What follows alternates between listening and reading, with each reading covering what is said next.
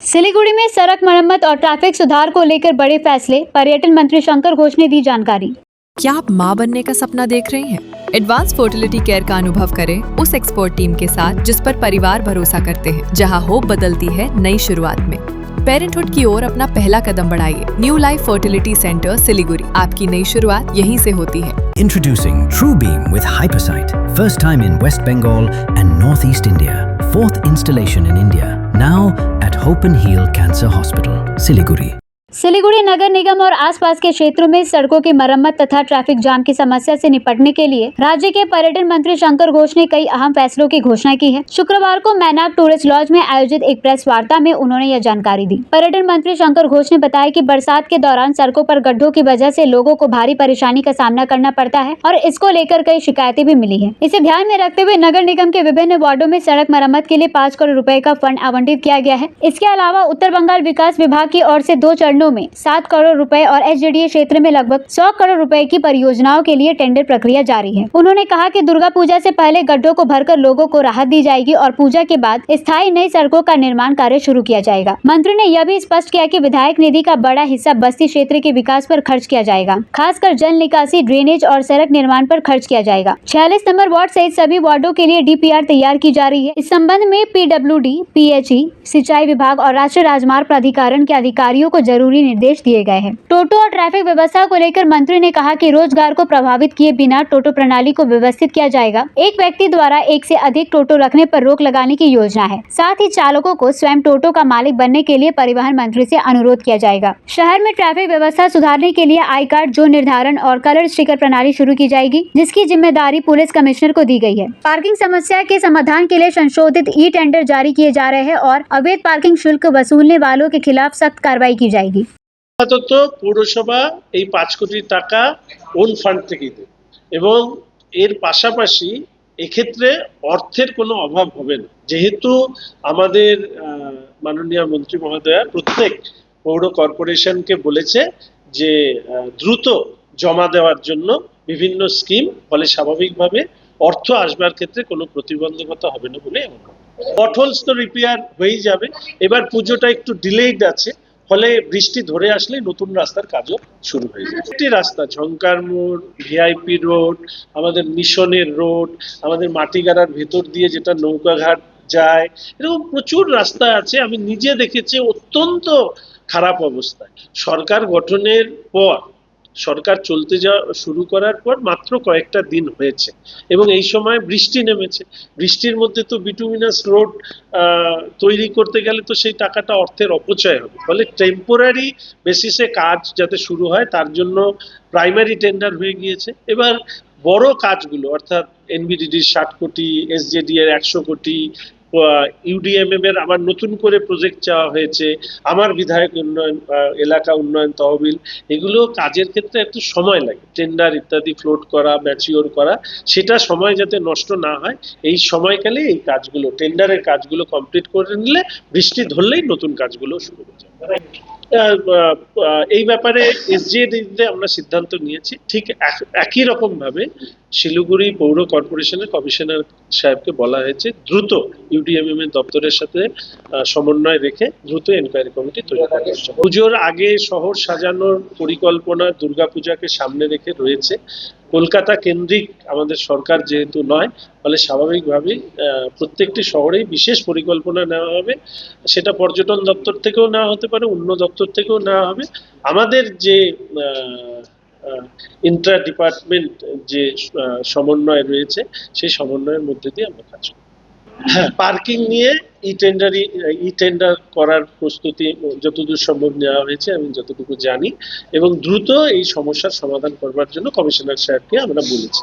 একটা জিনিস সবাইকে বুঝতে হবে, এটা একটা সরকার থেকে আরেকটা সরকার এসছে। গত সরকার তারা যে কাজগুলো করেছে সেই কাজের হয়তো কোনোটা মেয়াদ শেষ হয়েছে, কোনোটার মেয়াদ শেষ হওয়ার মুখে, এই সবগুলো খতিয়ে দেখে যেগুলো মেয়াদ শেষ হয়ে গেছে সেগুলো নতুন করে টেন্ডারে যাওয়া।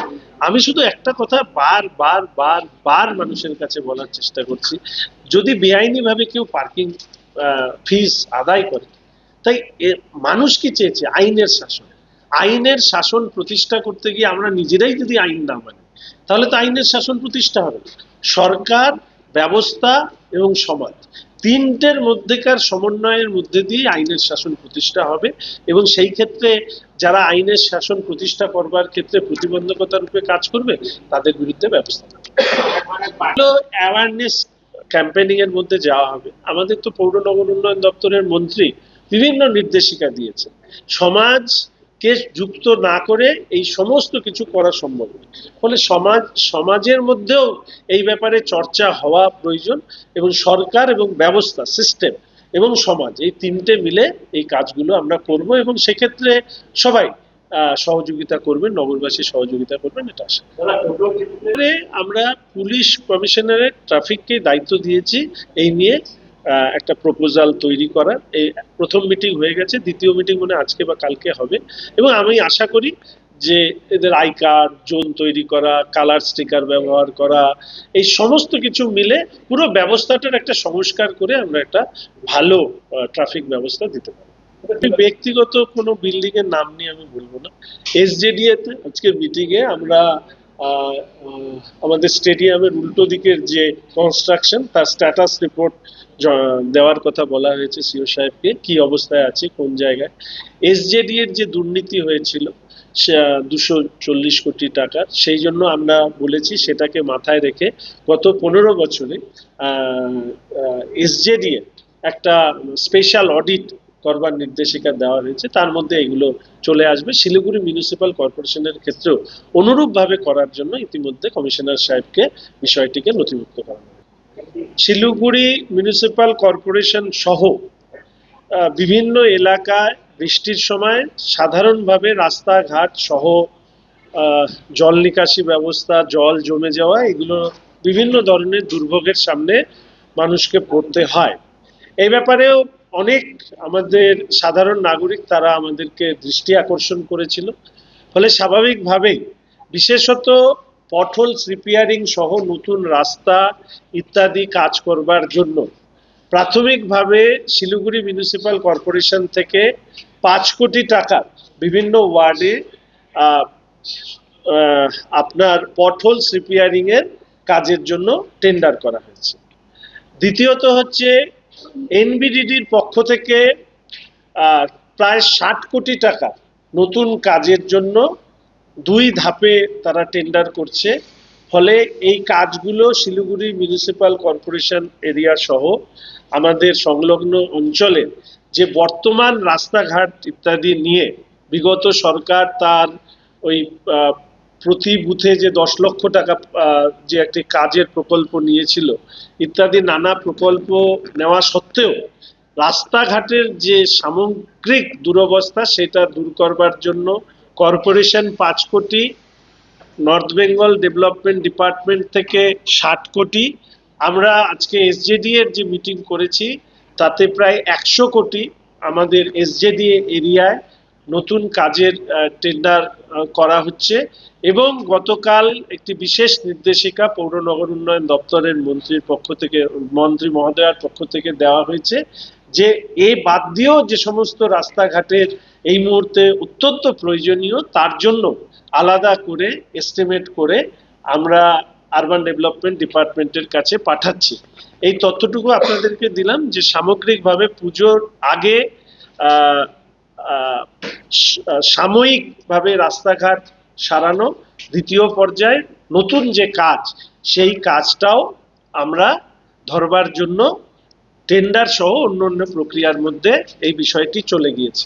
বিধায়ক উন্নয়ন তহবিলের যে টাকা আমি পাবো সেই টাকার সিংহভাগ আমরা খরচা করব কলোনির বা বস্তিবাসী তাদের মানোন্নয়ন করবার জন্য, সেখানকার জল নিকাশি ব্যবস্থা, রাস্তা, ড্রেন ইত্যাদি। এবং ওয়ার্ড নাম্বার 46 দীর্ঘদিন ধরে এখানে অনেক ধরনের সমস্যা আছে। আমরা প্রত্যেকটি ওয়ার্ডে ডিপিআর, ডিটেলস প্রজেক্ট রিপোর্ট তৈরি করা হচ্ছে, সেখানে বিভিন্ন দপ্তর থেকে এই সমস্ত কাজগুলো করবার ব্যাপারে আমরা সহযোগিতা করি।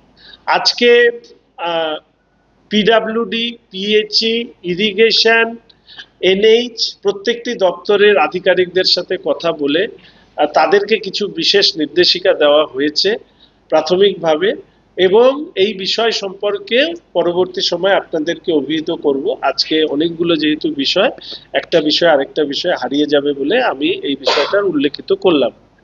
পুলিশের সাথে যেটা প্রাথমিকভাবে কথা হয়েছে সেটা হচ্ছে টোটো সহ তাদেরকে, আমি বারবার করে বলি যে টোটো চালক সহ অন্যান্যরা আমার খুব কাছের বন্ধু হয়। তারা রুজির জন্য তারা টোটো চালান, অনেক শিক্ষিত যুবক যুবতীরা। তাদের জীবন জীবিকাতে আঘাত না করেই টোটো চালানোর রাস্তা ইত্যাদি শৃঙ্খলাবদ্ধ করা, এর জন্য শিলিগুড়ি পুলিশ কমিশনারকে দায়িত্ব দেওয়া হয়েছিল ট্রাফিককে। তারা একটি মিটিং করেছে, দ্বিতীয় মিটিংও মনে হয় এর মধ্যে করবে। খুব দ্রুত এই সিস্টেমেরও পরিবর্তন হবে। তবে একজন মালিকের হাতে একাধিক টোটো থাকবে না। এই ব্যাপারে এর আগেও আমি আমাদের পরিবহন দপ্তরে জানিয়েছি। এই ধরনের যাতে সিদ্ধান্ত দ্রুত হয় সেই দিকেও আমরা এগোবো, এবং বরঞ্চ আমরা উৎসাহিত করব। সরকারের কাছেও আমি পরিবহন মন্ত্রীর কাছেও এই ব্যাপারে আবেদন জানাবো যে যারা অন্যের টোটো নিজেরা চালান, কিস্তি দেন এবং নিজেদের পরিবার চালান, তাদেরকে কিভাবে সহযোগিতা করা যায় যে তারা যেন স্বয়ং টোটোর মালিক হয়ে ওঠেন, এই দিকেও আমরা লক্ষ্য রাখবো। বিধান মার্কেট এবং যে আমাদের ট্রাফিক, আমাদের পার্কিং এর সেই ব্যবস্থাটা দ্রুত চালু করার জন্য আমি অনুরোধ করেছি।